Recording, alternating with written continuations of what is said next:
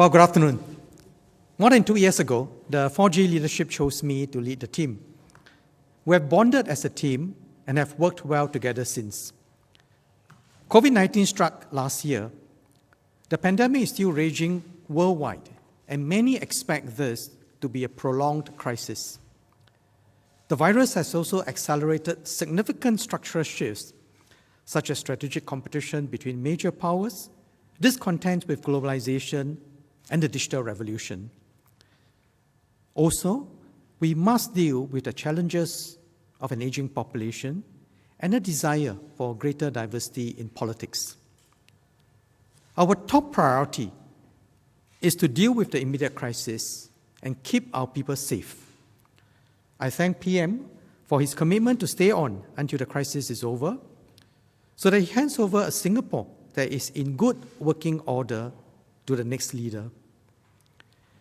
The next Prime Minister should have a sufficiently long runway to master the demands of leading our nation, formulate and see through our longer-term strategies, and win the confidence and support of Singaporeans to build this shared future together. This year, I'm 60. I will be close to the mid-60s when the crisis is over. Now, when I also consider the ages at which our first 3 prime ministers have taken on the job, I would have too short a runway should I become the next prime minister then. We need a leader who will not only rebuild Singapore post-COVID-19, but also lead the next phase of our nation-building efforts. When I had a stroke in 2016, with the great work of my medical team and the care and encouragement of my family, friends, colleagues, and fellow Singaporeans, I recovered fully. Having worked with PM, ESM, and MM, I know that the top job imposes exceptional demands on the office holder. It is in a very different post-COVID world, the demands will be even more exacting. While I'm in good health today, it is in the best interests of the nation for someone who is younger to tackle the huge challenges ahead.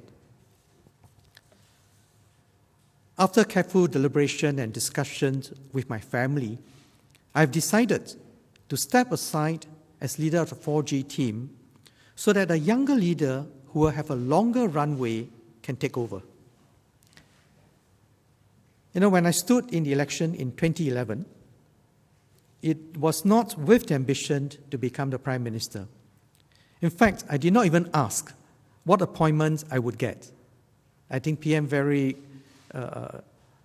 gracefully, appointed me as a minister, education minister straight away.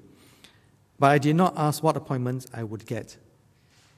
When I grew up in a kampong, and the first time I saw the borders of Singapore was when I left Singapore for my overseas study in the UK.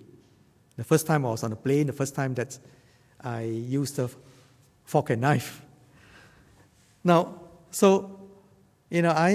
my life has been uplifted in significant ways. So has been my family and those of my friends in school. So, when I was asked, so I've been in public service since the age of 19, and I've been serving in various capacities throughout. So when I was asked, in fact, several times, each time I turned down, but eventually I contested in the 2011 election. Now, I believe that Singapore politics should not be about self, but what is good for Singapore and how we can continue to create the conditions for our people to continue to uplift themselves, just as I have been uplifted. And which was why when PM appointed me as Education Minister, I was delighted because the future of our nation is in giving our children the best possible education that we can give. So Singapore politics is not about self, but what is good for Singapore. And I've been constantly thinking of what is in the best interest of Singapore and Singaporeans, and whether it is in Singapore's best interest if the runway for the Prime Minister is too short. And this is especially so in a post-COVID world, because I think the disruptions brought about by COVID will be very significant. So I appreciate the support of Singaporeans, and have made the decision with the best interests of the nation and our people at heart. So together with PM and the senior ministers, I'll continue to mentor the younger ministers as the 4G develops and identify another leader from among them. I'll remain as Deputy Prime Minister and Coordinating Minister for Economic Policies, as well as Chairman, National Research Foundation.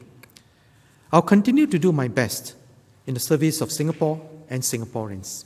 Thank you.